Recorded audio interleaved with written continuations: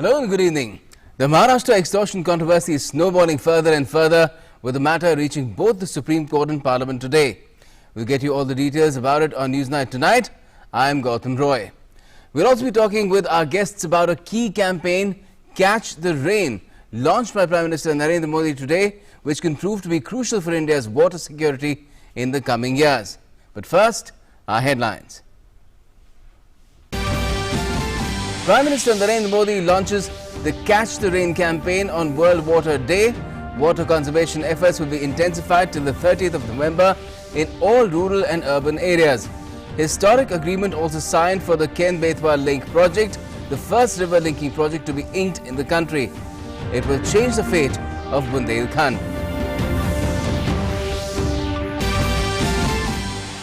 The centre issues fresh advisory to states, saying the second shot of Covishield should be given 6 to 8 weeks after the first inoculation instead of 4 to 6 weeks. Vaccination drive picks up further pace. Over 450 million people have got the shot till now. Gandhi Peace Prize announced. Bangabandhu Sheikh Mujibur Rahman announced as the recipient of the honour for the year 2020, and Oman's late Sultan Qaboos bin Said gets the honour for 2019.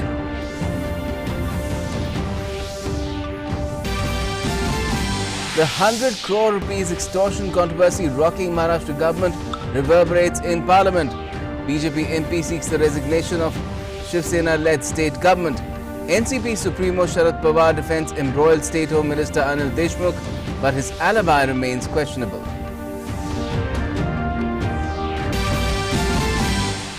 Insurance Amendment Bill gets Parliament's stamp of approval.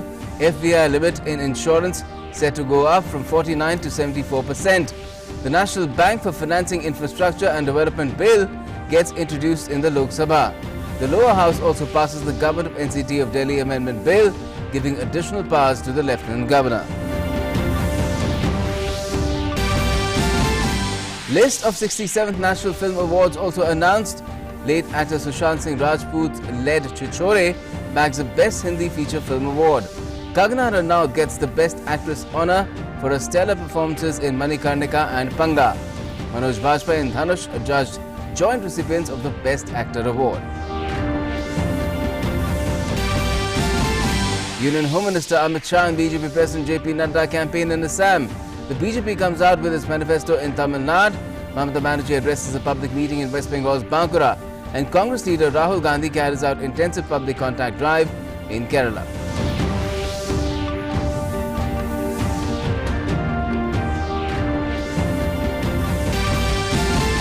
And India gets on top of the medal tally at the ISSF Shooting World Cup. India's star shooters Manu Bhaker and Saurabh Chaudhary win gold in 10-meter air pistol mixed team event.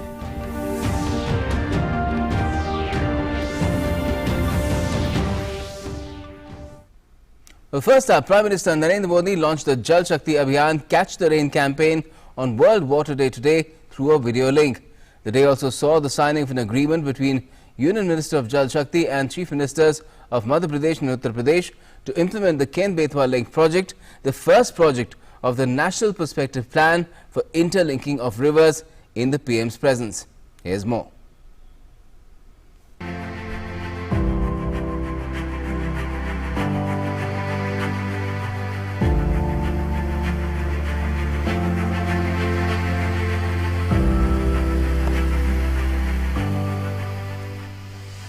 March 22, 2021, a new water conservation mission launched nationwide on World Water Day. Prime Minister Narendra Modi himself launched the Catch the Rain component of the Jal Shakti mission through a video link. Now, for the 100 days, a concerted effort will be made to save each raindrop, be it in cities or villages. Water harvesting measures will be stressed, and the goal will be to raise groundwater levels. Jal Shapath or water pledge will be administered, and water conferences will be held at the Gram Panchayat level. The PM has warned the nation about the challenge of water scarcity by stressing on water conservation. The PM declared that all the funds allocated for MNREGA will be spent from now on till the rains arrive on water conservation measures. मैं तो चाहूंगा अब मनरेगा का एक एक पैसा, एक एक पाई बारिश आने तक सिर्फ इसी काम के लिए लगे। पानी से संबंधित जो भी तैयारियां करनी है, मनरेगा का पैसा अब कहीं और नहीं जाना चाहिए। और मैं चाहूंगा इस कैंपेन को सफल बनाने में सभी देशवासियों का सहयोग आवश्यक है। The event also saw the linking of an agreement between Union Jal Shakti Minister and Chief Ministers of Madhya Pradesh and Uttar Pradesh related to the much-awaited Ken-Betwa link project. The project will see the construction of Daudhan Dam and the linking of the Ken and Betwa rivers through a 221-kilometer long canal and will include the Lower Ore project, Kotha Barrage and Bina Complex multi-purpose project. It will provide annual irrigation of 10.62 lakh hectares, drinking water supply to about 62 lakh people and also generate 103 megawatt of hydropower. The project will be of immense benefit to the water-starved region of Bundelkhand. It's also the first project of the National Perspective Plan for interlinking of rivers. Ken Betwa link project भी इसी vision का हिस्सा है। मैं मध्य प्रदेश और उत्तर प्रदेश, वहां के दोनों मुख्यमंत्री, दोनों सरकारें और दोनों राज्यों की जनता, आज मैं उनको जितनी बधाई दूं उतनी कम है। आज इन दो नेताओं ने, इन दो सरकारों ने इतना बड़ा काम किया है जो हिंदुस्तान के पानी के उज्जवल भविष्य के लिए इस स्वर्णिम पृष्ठ से लिखा जाएगा। ये मामूली काम नहीं है। ये सिर्फ एक कागज पे उन्होंने साइन नहीं किया है, इन्होंने बुंदेलखंड की भाग्य रेखा को आज ये नया रंग रूप दिया है। बुंदेलखंड की भाग्य रेखा बदलने का काम किया। The PM also interacted with village heads from Uttarakhand's Tiheri Garhwal, Maharashtra's Pune, Rajasthan's Bundi, Gujarat's Narmada and Karnataka's Bidar through a video link and learnt about their experiences. He expressed satisfaction that within a short span of time, over 4 crore homes in the country have got piped water connections. The PM also laid stress on water testing, saying for the first time, serious attention is being paid to this work. Over 4 lakh women have been trained during the lockdown to carry out testing of the quality of groundwater at the village level. Clearly, India is making sure that move towards water security through improved conservation, management and governance takes place sooner than later. With Chandrasekhar in Delhi, Bureau Report, DD India. And that brings up our In Focus tonight, which is crucial Catch the Rain campaign launched. And to talk about it, we're joining us G. Ashok Kumar, Additional Secretary and Mission Director, Department of National Water Mission, Ministry of Jal Shakti, and Avinash Mishra, Advisor, Water and Land Resources, Niti Aayog. Good evening to you both. First to you, G. Ashok Kumar. Could you tell us to what extent the date today can prove to be historic and landmark as far as India's water security is concerned? What are these 2 steps? What do they have the potential to do for water security in the country? Today is a very historical day, as Honorable Prime Minister said when he launched this campaign, Jal Shakti Abhiyan Catch the Rain. This is historic because it probably is one of the biggest campaign ever launched for conservation in the world.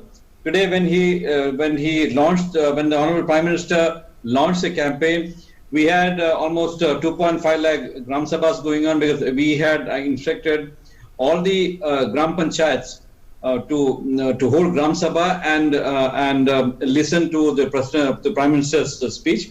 So all the Gram Sabhas, excepting those states where the elections are going on, the people, the Sarpanchs had called this Gram Sabha, and they listened to the Prime Minister and also took a oath, Jal Shapath, and also in that period discussed on water issues. So basically, the special Gram Sabha was held only to discuss on issues. That's why this probably would be one of the biggest ever launch of a water conservation campaign, and truly making it as a people's movement, because the Honorable Prime Minister's vision is to have water conservation to be made as a people's movement, Jal Andolan, Jan Andolan.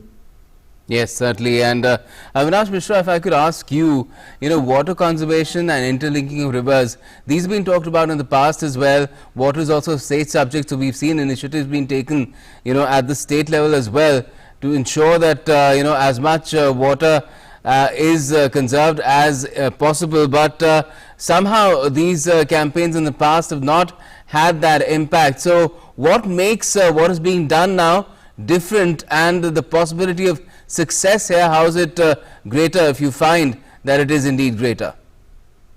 It's a historical day today.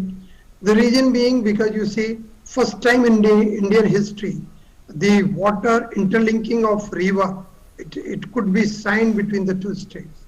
There is a lot of efforts. There was a lot of persuasion among the two states. You see, you can think of the actually pride to this particular day.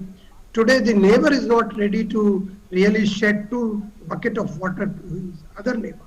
And today, the water sharing has been established between the Madhya Pradesh and Uttar Pradesh. Surplus water of Madhya Pradesh will flow down and will be usable in Uttar Pradesh. And this is the area which is the Bundelkhand area where we are seeing a lot of migration of the people because of the poverty and all other. Now the water will be there. It will bring lot of changes, lot of economic and prosperity to this area. The other important event today was the catch the rain where it falls and when it falls. You see, with the change in the climate pattern, we are likely to rise 1.5 to 2 degrees Celsius of temperature. And in such a situation, the monsoon will be skewed. We will not know where it falls, and the precipitation will be higher, it will be intense, and it will be having a special variation. So today we have got only whatever storage we could create. We should fill those storage, and those storage in turn will percolate down and will recharge the aquifer. And today we are actually exploiting our groundwater the maximum. I can say globally our exploitation is higher than what the China and what the US is doing today. We are 251 billion cubic meter of water we are withdrawing from the groundwater. So because of this reason, it is impacting the health parameters, because the 85% of the rural drinking water supply is dependent on the groundwater. 60 to 65% of irrigation is again dependent on the groundwater. So really, to reduce this dependence, it is very essential that we have got the tanks, we have got the ponds, we have got the lake. All these need to be conserved, all these need to be protected. Okay. So it's a traditional wisdom which Honorable Prime Minister today really launched the campaign and addressed all the 221 the Gram Sabhas, 2000 Gram Sabhas, and actually addressed and took a place from them. So this is really a historical moment and historical day today. Certainly. G. Ashok Kumar, Prime Minister Modi has made Manrega an integral part of this Catch the Rain campaign. Just tell us how will it really work on the ground? See, basically, if you look at the thrust of the Honorable Prime Minister's speech, he was telling us to be ready to catch the rain when the rain comes. So he said that in the next 3 months, that is the month of April, May, and of course June 15th, the rain will come in most of the part of the country. So over 2.5 months period, he says that all the Manrega works would be focused on water conservation activity. In fact, a large chunk of more than 86 works of the permitted works of Manrega is on water conservation, and we have hence in this campaign tried to make a distinction between pre-monsoon and the active monsoon period. The campaign starting for 100 days would be for preparing the natural containers ready to collect the water. Now, what do you mean by natural containers? These are the tanks which, as Amnisha was telling, the tanks, the bavis, all the water storage bodies which we had, which many of them have gone to disuse because of getting silted up or encroached upon, or being totally put to disuse by various contaminations. So the first focus for the campaign launched today would be one, of course, to prepare the action plan and inventorize all the water bodies in the district. On top of that, will be to remove the encroachments from these tanks, to remove encroachments on the channels which bring water to these water bodies, to desilt and deepen it so that the volume increases, and also to revive the traditional water harvesting structures like check dams and old step wells, etc., which used to exist in many parts of the country. Yes. This would be one activity. And second would be to revive the wetlands. And the most important would be the taking up the works on rooftop harvesting structures, particularly to make it on the all government public buildings like schools, PSCs and Anganwadis. Right, right. Now, Avinash, we heard G. Ashok Kumar talking about the rural areas. What about the urban areas? How will Catch the Rain work in urban areas? You see, in urban areas, it is very essential, really. The habit of conservation of the water is very essential, and that too, particularly the rainwater. You see, where we have paved all our roads, and there is no recharging area available to us. Even in case of the housing complexes, the roads are paved, and whatever the water is being collected through rainwater, it's in the sump or somewhere, it is not really properly designed. So that particular water is not connected with the surf to the water table. So water which is there, which is falling, but after some time it is joining to the sewer system, and it is getting contaminated, and finally contaminating the groundwater if it is percolating down, and contaminating the surface and river water while it is joining to the river system. So this is very essential even in urban area, and in case of urban area, the contribution of the groundwater is around 50% for drinking purposes, and you will realize that in every metro city we are actually transporting the water from far off distances, and after utilizing that water, the wastewater again it is being transported and pumped to the far off distances. So much energy is taking place. Instead of really addressing this problem in situ, we should in situ develop the water conservation bodies, water conservation structures, and thereafter supply the water, and whatever the wastewater is really available, it should be treated, it should be recycled, it should be reused. Certainly. Then the impact of water demand will reduce greatly on the urban centers. So that's what is required. Actually, we need to really think that way. Today's drive, what actually Honorable Prime Minister did for whole of the country, that is for urban area, that is for rural area, and just to mass awareness and to take taking the place by the people of this country, that look, now we are going to face a big problem because of the change in the climate, because of the impact of the so much climate changes and the water demand which is likely to take place, and our the economic development, that to industrial development, will get impacted. Certainly, Certainly, it is a grave challenge, and let's hope that we can make rapid progress towards better water management, conservation, governance, through these measures, and much more through people's participation. That is, of course, crucial at all levels. Thanks a lot for joining us this evening to talk about this vital issue. Okay, now moving on, the World Water Day was also observed in Andaman and Nicobar Islands. A program was scheduled in the Raj Nivas in Port Blair. Lieutenant Governor Admiral Retired D.K. Joshi was the chief guest. A painting competition on the topic of water conservation was also organized to mark the occasion.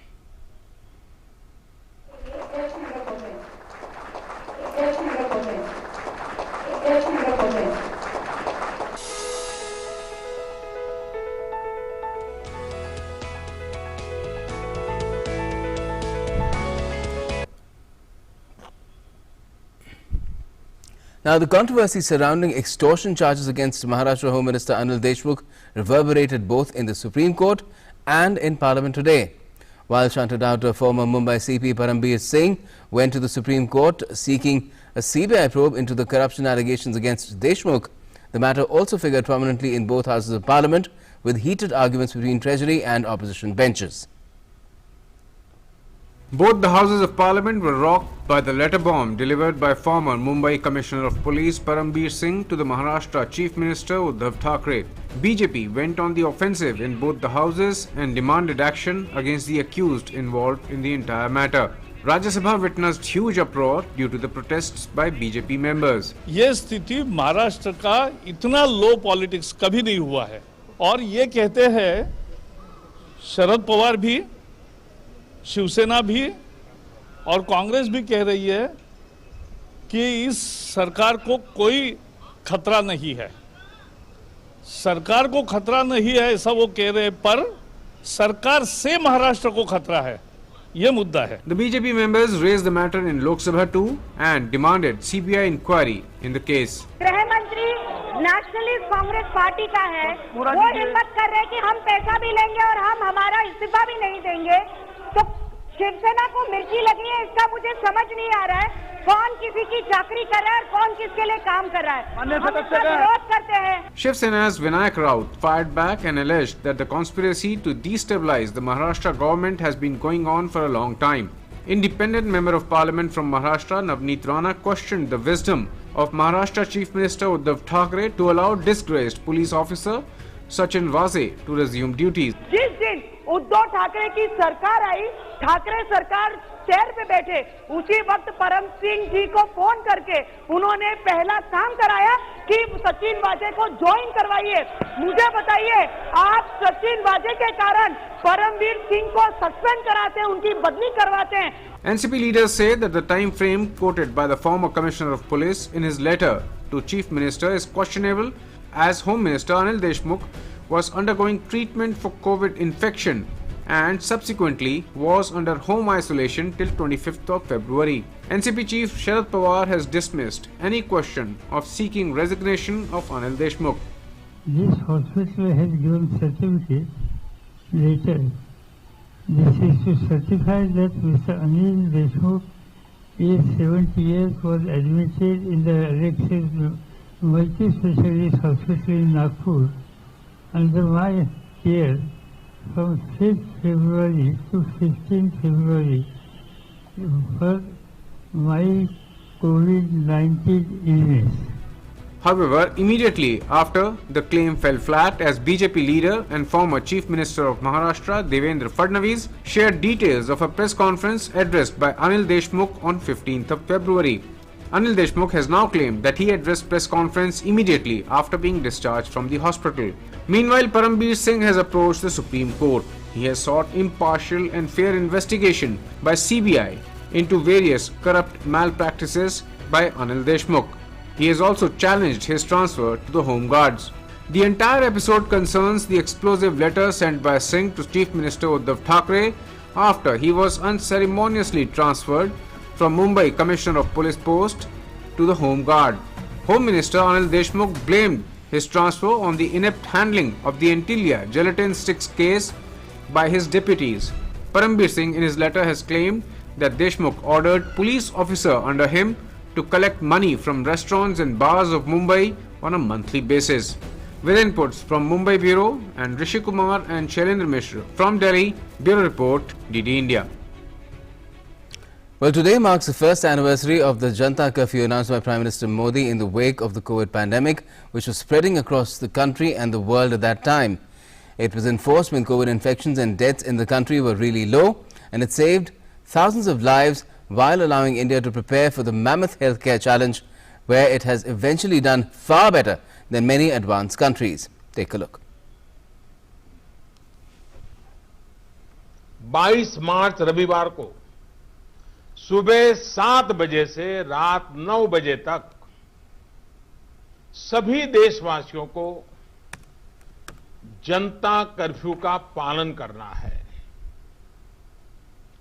इस जनता curfew के दरमियान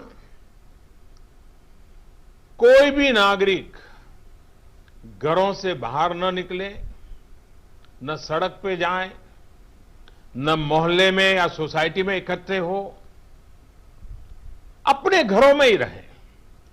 साथियों, 22 मार्च को हमारा ये प्रयास हमारे आत्मसंयम,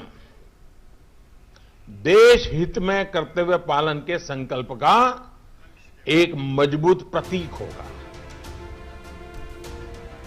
Prime Minister announcing the first ever Janata Curfew in view of the threat of the COVID cases nationwide. 22 March 2021 marks the first anniversary of Janata Curfew. PM Modi had urged people to stay indoors from 7 a.m. to 9 p.m. to break the chain of spread of novel coronavirus. Janata Curfew was seen as a way to prepare the citizens for an almost inevitable lockdown in view of the clear threat of the global pandemic spreading its deadly wings in India. Janata Curfew served its purpose, and later on Prime Minister Narendra Modi announced a 21-day lockdown for the entire country. These measures indeed helped mitigate the spread of this disease as compared to other countries. Health Minister Harshvardhan said that the lockdown averted nearly 14 to 29 lakh cases and 37,000 to 78,000 fatalities. India's nationwide lockdown was imposed when COVID-19 cases and deaths were extremely low compared to other countries that had many more cases and fatalities by the time they decided to lock down. The other countries, including France, Italy, Iran, Germany, UK, Netherlands, Sweden, Mexico, Canada, Belgium, Ireland, US, Turkey, Israel, China, Switzerland had more than 500 cases when they called their strictest lockdown, while India had 320. According to Oxford University's COVID Stringency Index, by the time Italy had imposed a strict lockdown, they already had 79 daily COVID cases and 12 daily deaths per million population.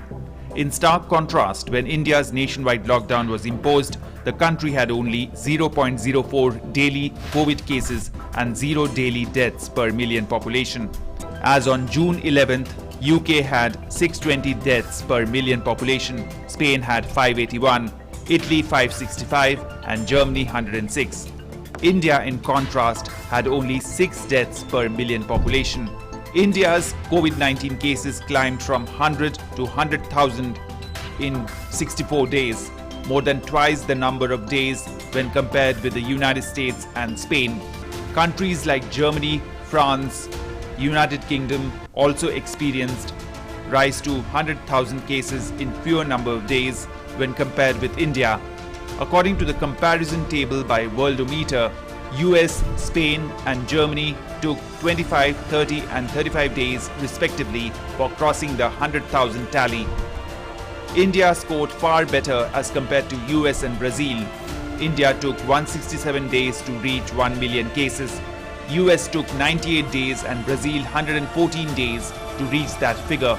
Janata Curfew and subsequent nationwide lockdown played a crucial role to mitigate the spread of the disease. These steps were necessary to prevent suffering in the long term. Lockdowns not only halted the rapid rise of the cases, but also gave the centre and state government time to prepare necessary infrastructure for the great battle with the virus ahead. It was primarily due to the foresight of Prime Minister that India was able to thwart off a rapid rise in cases. The fight is a long one, and India's spirited response to that started on 22nd March 2020. Bureau Report, DD India. But the battle against COVID-19 in the country is still very much on. 46,951 fresh cases were registered across the country during the last 24 hours, and states like Maharashtra, Punjab, Karnataka, Gujarat and Madhya Pradesh are accounting for 80.5% of these cases.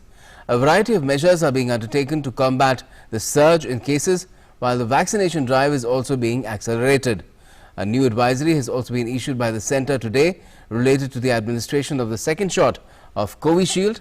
Here are all the details. Centre has advised states to increase the interval between 2 doses of Covishield to 4 to 8 weeks after first dose. The Health Ministry has said that protection is enhanced further if the second dose of Covishield is administered between 6 to 8 weeks. On the other hand, the pace of vaccination drive continues to gather momentum. The total vaccination coverage in India has crossed the 4.5 crore mark. However, a surge in COVID cases in many states remain a cause of concern.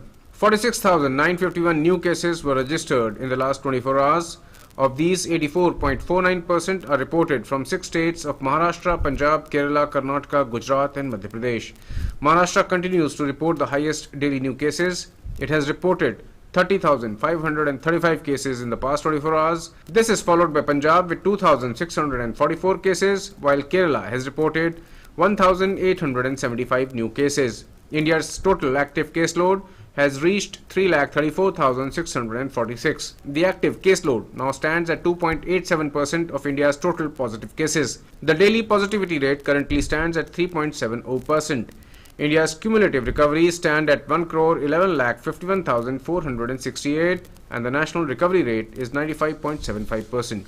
Madhya Pradesh has announced an initiative Sankalp Abhiyan to raise awareness about importance of wearing masks and practicing social distancing. In Bihar and Uttar Pradesh, various measures are being taken to prevent the spread of coronavirus infection. सब लोगों से आग्रह करेंगे कि सजग और सचेत रहिए. दूसरे कई देशों में बढ़ने लगा, अपने देश के कई राज्यों में बढ़ने लगा, हमारे यहाँ भी थोड़ा थोड़ा बढ़ने लगा. तो हम लोगों को सचेत रहना है और सचेत रह करके इन सब चीजों पर जरूर एकदम बिल्कुल काम कीजिए संक्रमण की स्थिति में. तो ये हमारा आप सब लोगों से आग्रह है. हम लोग अलर्ट है. सभी संबंधित अधिकारियों को निर्देश दिए गए हैं. जो कोविड हॉस्पिटल्स हैं उनको हम रिवाइव कर रहे हैं, उनको दोबारा शुरू कर रहे हैं और किसी भी स्तर पर कोताही न बरती जाए, इसकी लगातार निर्देश अनुरोध किए जा रहे हैं. In Tamil Nadu, the Health Secretary inspected several vaccination centers in Chennai and issued necessary instructions. Bureau Report, TD India. Election fever is mounting in 4 states in Puducherry as the date of polling for the first phase of the contest fast approaches. Now take a look at all the election action unfolding from West Bengal and Assam to Kerala to Tamil Nadu. With few days left to go for the first phase of polling, the election campaign is gathering steam in poll-bound states of Assam, Kerala, Tamil Nadu, West Bengal and the Union Territory of Puducherry. On Monday, Union Home Minister Amit Shah, Party President JP Nadda addressed several election rallies in Assam. Congress's star campaigner Priyanka Gandhi also held a rally in Golaghat district. Shah addressed public meetings in Janai, Majuli, Udalguri district of Assam. He asserted the BJP alone can free Assam from the dangers of infiltration, insurgency and floods. ये बोडोलैंड के अंदर 5,000 से ज्यादा लोग मारे गए, हर रोज खून बहता था, हर रोज गोलियां चलती थी और वो आग के ऊपर कांग्रेस के नेता अपनी राजनीतिक रोटी सेकते थे. मोदी जी ने एक क्षेत्र को शांति बख्शने का काम किया है और मैं आपको विश्वास दिलाता हूं, बोडो समझौतों में जो जो वादा भारत सरकार ने किया है, एक एक वादे को हम 2.5 साल के अंदर ही पूरा कर हमारे सारे वादे निभाएं. Addressing a rally in Dibrugarh, BJP President JP Nadda said that since NDA came to power, it changed the face of Assam, whereas Congress neglected the region during its rule. मैंने कभी चाय के बागान में जाकर के चाय की पत्तियां नहीं तोड़ी, लेकिन इतना मेरे को ज्ञान है कि अप्रैल के बाद से ही पत्तियां तोड़ी जाती हैं. मार्च महीने में फोटो खिंचाने के लिए क्यों गए थे? ये क्या है? ये किस तरीके की राजनीति है?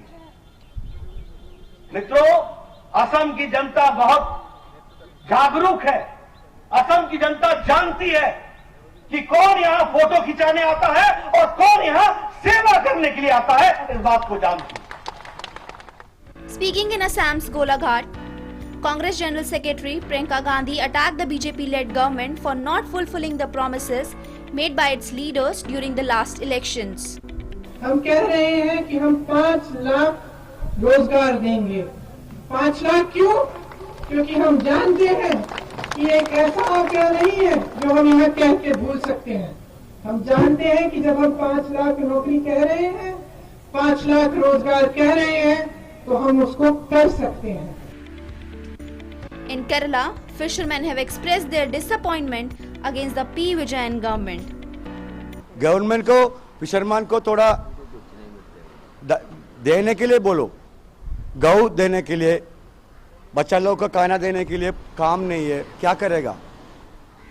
Interacting with students in Kochi, Congress leader Rahul Gandhi has accused the LDF government of not promoting growth in the state. Also, the party released its manifesto in West Bengal. In Tamil Nadu, Union Minister Nitin Gadkari has released BJP's manifesto for the upcoming polls, while MK Stalin's son Udayanidhi has claimed that his party will win more than 200 seats this time. AIADMK has approached the Election Commission seeking them to direct the DMK to avoid any reference to Jayalalitha's death in the poll campaign.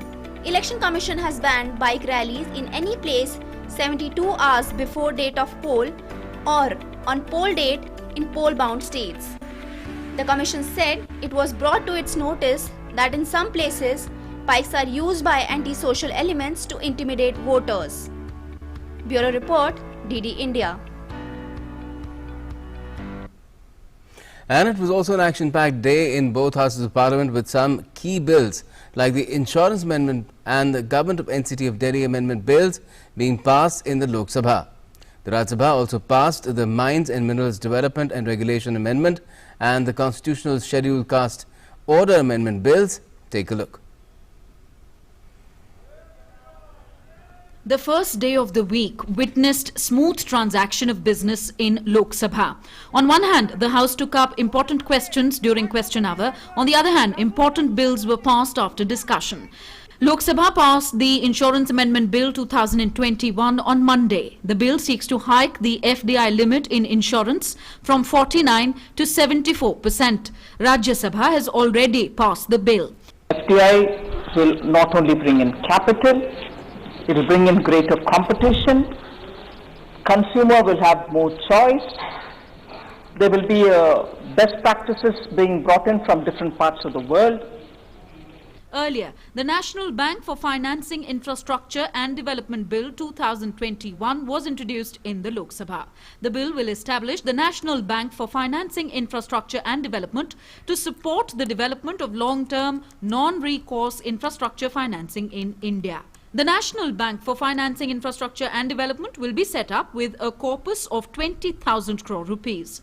The Government of National Capital Territory of Delhi Amendment Bill 2021 was also passed in Lok Sabha after discussion in the afternoon session. Under this bill, some changes have been made in the functioning of Delhi government.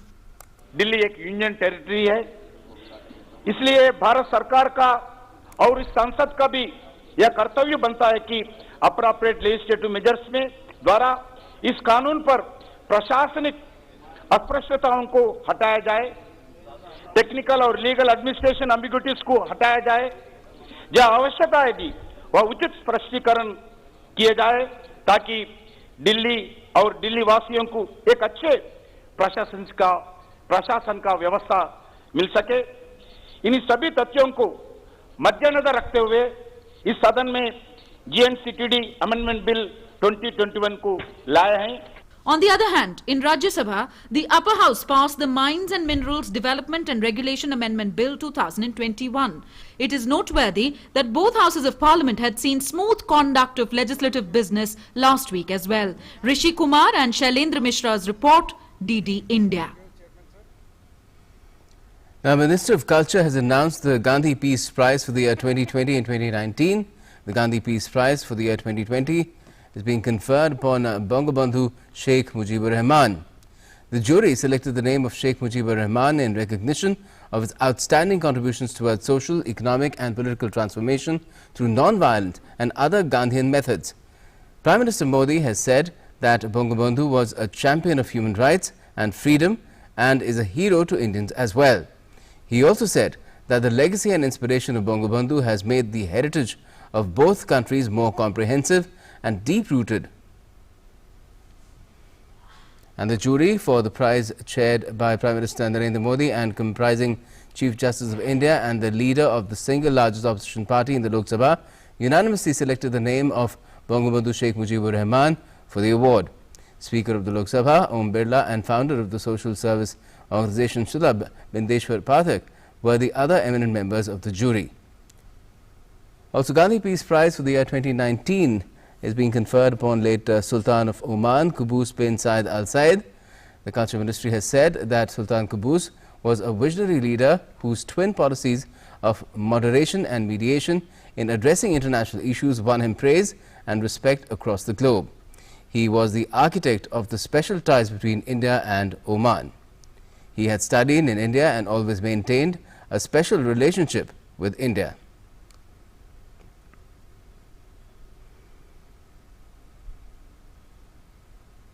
The Gandhi Peace Prize is an annual award instituted by the Government of India since 1995, the 125th birth anniversary commemoration year of Mahatma Gandhi. The award carries an amount of 1 crore rupees, a citation, a plaque and an exquisite traditional handicraft or handloom item. Let's now go across to my colleagues Abhishek Jha and Rajesh Jha as well, joining us from Dhaka. In fact, first to you, Rajesh, just tell us how's this information, this news, this grand announcement being greeted first by the people of Bangladesh?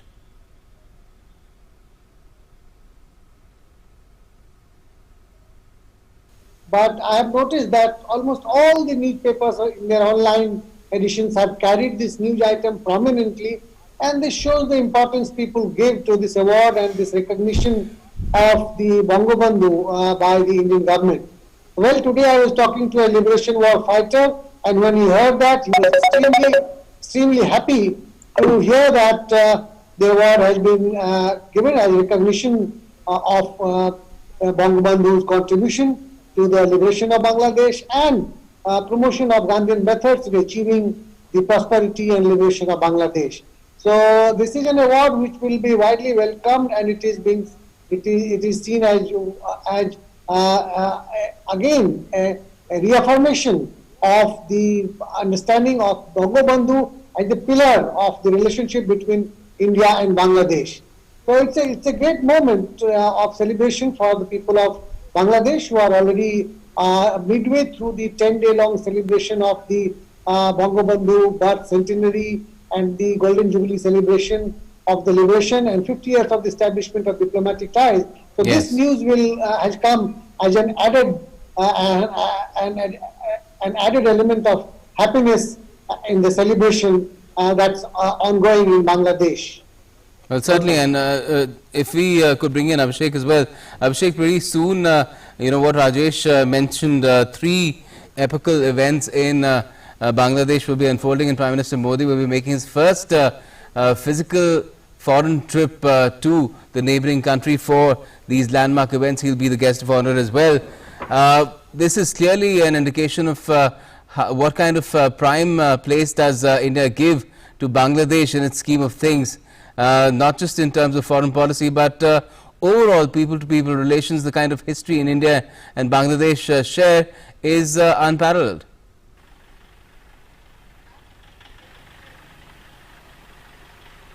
Of course, Gautam, we know that being a neighbor, India and Bangladesh had to do some adjustment in past also, but it's been almost 4 decades, 5 decades in fact, since the independence of Bangladesh and the foundation of a new state with support from Indian forces as well.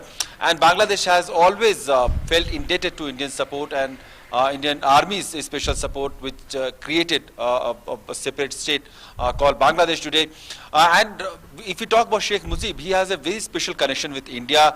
He studied here, and so he had very first-hand experience of Indian way of life. And if you talk about Bangladesh and West Bengal, the cultural similarities, the linguistic similarities, the day-to-day life similarities of these two part of the same state, which were once used to be the same state in erstwhile English empire. So that connection Bangladesh still feels with their Indian counterparts, and that is one reason why Bangladesh and India has always been able to maintain that people-to-people connect that has actually enforced a political connection as well.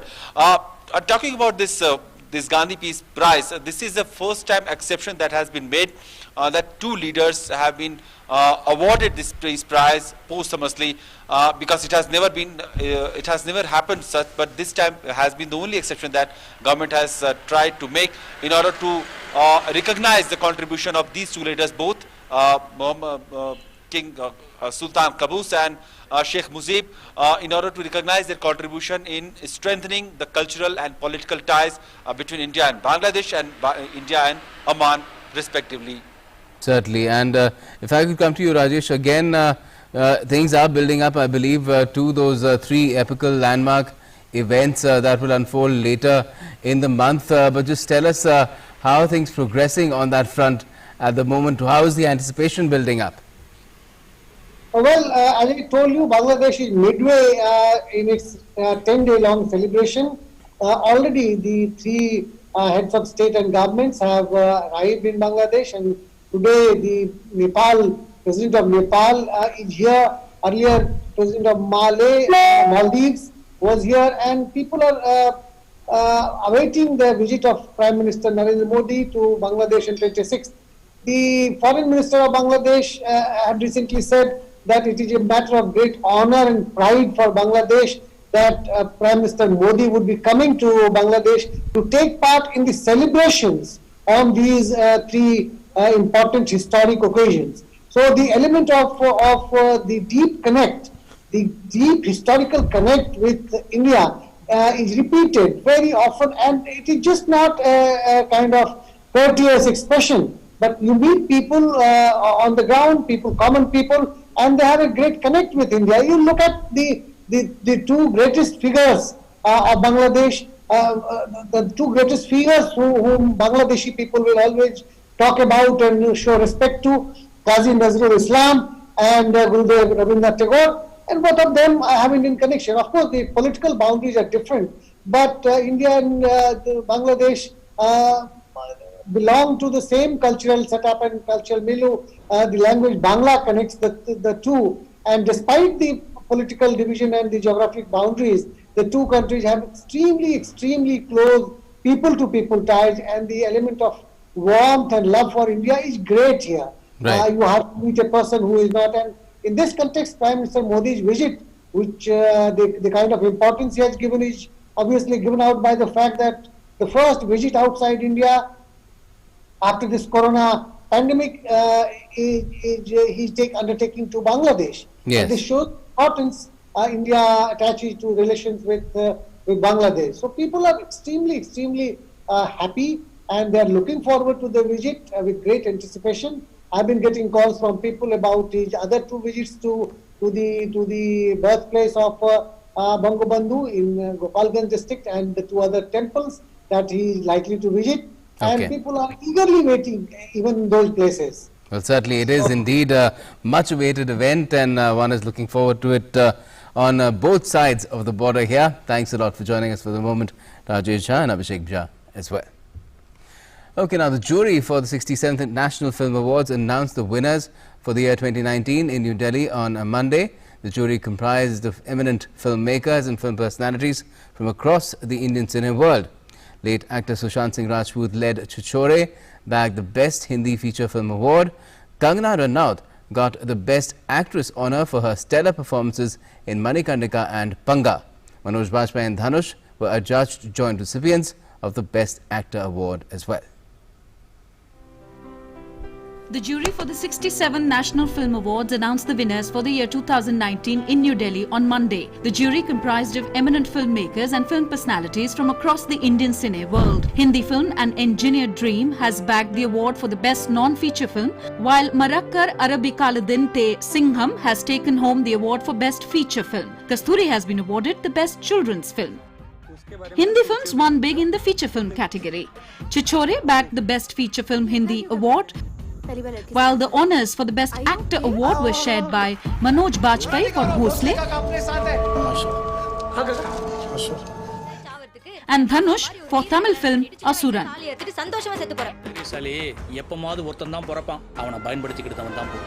Kangana Ranaut won the Best Actress Award for her performance in Manikarnika and Panga.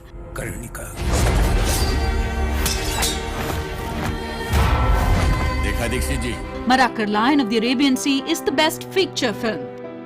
Best female playback singer went to Savani Ravindra for Bardo in Marathi. Best male playback singer was awarded to B. Para for his song Teri Mitti from Kesari.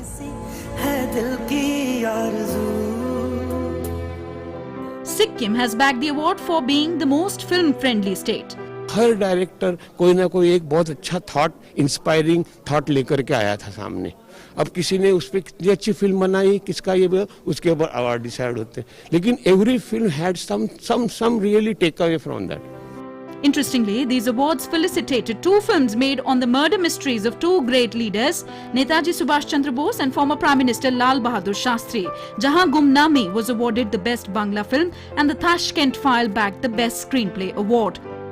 काफ़ी बड़ी तादाद में जो आपके जो नए film makers हैं, young film makers हैं, वो फिल्में बना रहे हैं.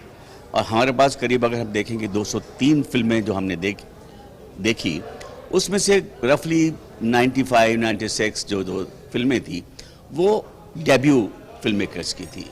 वो जो पहली बार इन्होंने फिल्म बनाई है वो थी.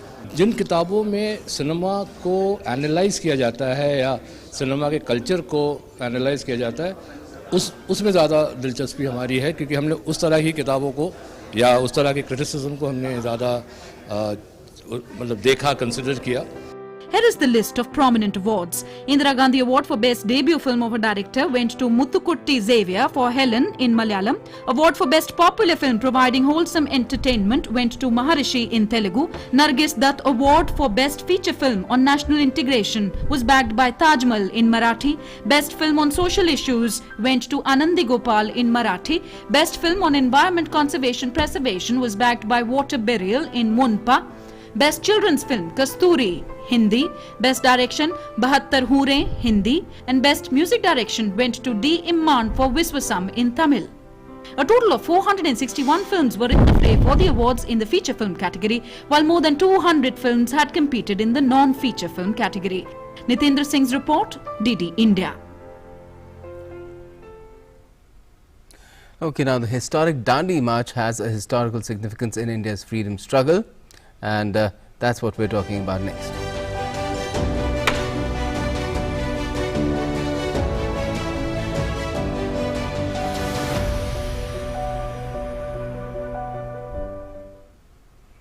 Now, the Dhandhi Yatra has reached Jammusar. The Yatra was received enthusiastically by children, women of Jammusar as well.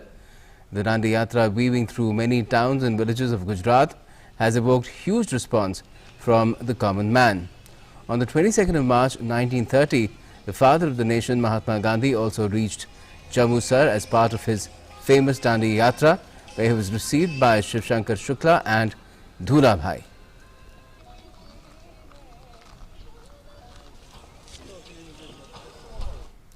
Now, taking India-Afghanistan strategic partnership forward, External Affairs Minister Dr. S. Jaishankar warmly welcomed Afghanistan's Foreign Minister M. Hanif Atmar in New Delhi.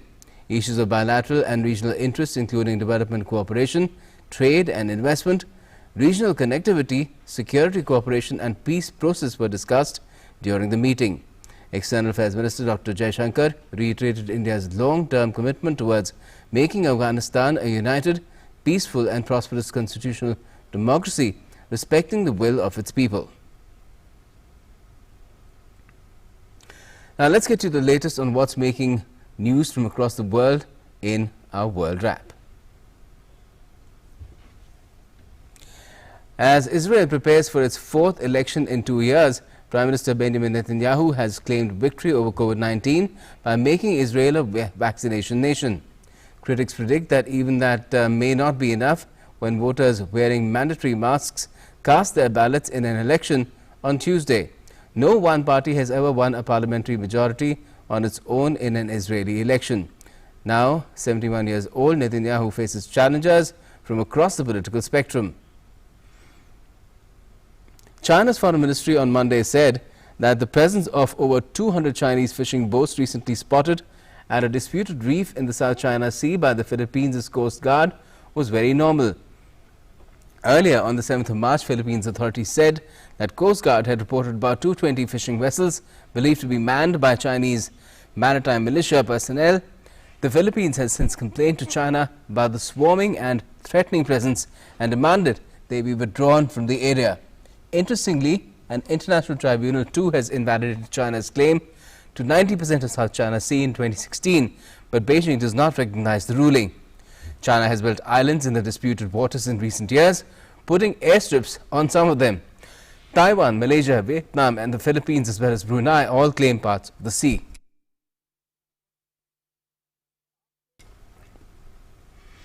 Russia military court on Monday upheld a decision by state investigators not to open criminal investigations into the poisoning of jailed Kremlin critic Alexei Navalny and rejected a legal appeal by his allies. 44-year-old Navalny had fallen ill on a flight in Siberia in August and was airlifted to Germany, where doctors concluded he had been poisoned with a nerve agent. The Kremlin has denied any role in his illness and said it has seen no proof he was poisoned. Navalny's team said it planned to appeal the ruling. After recovering in Germany and returning to Russia, Navalny, President Vladimir Putin's most prominent critic, was jailed last month for around 2.5 years over parole violations he called trumped up. The trial of former Canadian diplomat Michael Kovrig, who had been held in China for more than 2 years on espionage charges, began on Monday in Beijing in a closed courtroom. This comes just days after the United States raised concerns over his case at tense bilateral talks with China in Alaska. China arrested Kovrig, the fellow Canadian Michael Spavor, in December 2018, soon after Canadian police detained Meng Wanzhou, the chief financial officer of Chinese tech company Huawei Technologies, on a US warrant. Beijing insisted the detentions are not linked to the detention of Meng, who remained under house arrest in Vancouver as she fights extradition to the US. Diplomats from more than 20 countries, including Canada, the United States, were on site ahead of the trial. And now let's get you an update from crisis hit Myanmar. Well, ever since the elected government in Myanmar, led by Nobel Peace Laureate Aung San Suu Kyi, was overthrown by the military on the 1st of February, as many as 250 people have been killed in the junta's crackdown on pro-democracy protesters. Security forces were seen firing live rounds under the cover of darkness in Myanmar's Shan state on Sunday night, even as protesters shouted in alarm and banged pots and pans as a warning. 2 people were killed in Moniwa and Mandalay on Sunday as police and security forces continued their crackdown on anti-coup protesters. Meanwhile, Germany has said that the number of murders in Myanmar is not acceptable. German Foreign Minister Heiko Maas said in Brussels on Monday that the number of murders in Myanmar has reached an unbearable extent, adding European Union sanctions against the Southeast Asian nation would be unavoidable. Meanwhile, the European Union Council on Monday imposed restrictive measures on 11 individuals responsible for the military coup staged in Myanmar and the subsequent military and police repression against peaceful demonstrators. Let's get you a sports update now. Well, after winning the T20I series, Team India will now look to continue their dominance in the longer version of the game, that is the 50-over format. All 3 matches will be played in Pune, and the first match will be played tomorrow, that's on Tuesday. More in this report. The 2-month-long England's tour of India will end with 3 ODI internationals, starting from March 23 at Maharashtra Cricket Association Stadium in Pune. England had started its India tour with 4 test matches, 3 of which were won by India, followed by 5-match T20 international series. The host came from behind and won the series with 3-2 after beating the visitors in the 5th match. All the 3 matches of India vs England ODI series will be played in Pune. The series is also part of ICC Cricket World Super League, also known as ODI Super League, which will help to determine the terms of the ICC ODI World Cup 2023. The top 7 teams on the ICC ODI Super League, apart from the host, will automatically make to the ICC World Cup 2023 in India. India has announced its 18-member squad for ODI series against England as Karnataka pacer M. Parishad Krishna got their maiden call-ups to the international side for 50-over match. Krishna took 14 wickets at an average of 22.21 in recently concluded Vijay Hazare Trophy, while Surya Kumar stamped his authority in T20 International by registering a 50 in his maiden inning. On the other side, fast bowler Jofra Archer has been ruled out of the England squad for the 3-match ODI series, for which a 14-member squad was announced by England and Wales Cricket Board. England Test captain Joe Root has been also excluded from the squad. 3 additional players, Jake Ball, Chris Jordan and David Milan, will be in the squad as cover. All the 3 players have been in India for the T20 International Series in Ahmedabad. Sports Desk, DD India. And that's all we have for the moment in this edition of News Night. But for all the latest, stay tuned to DD India.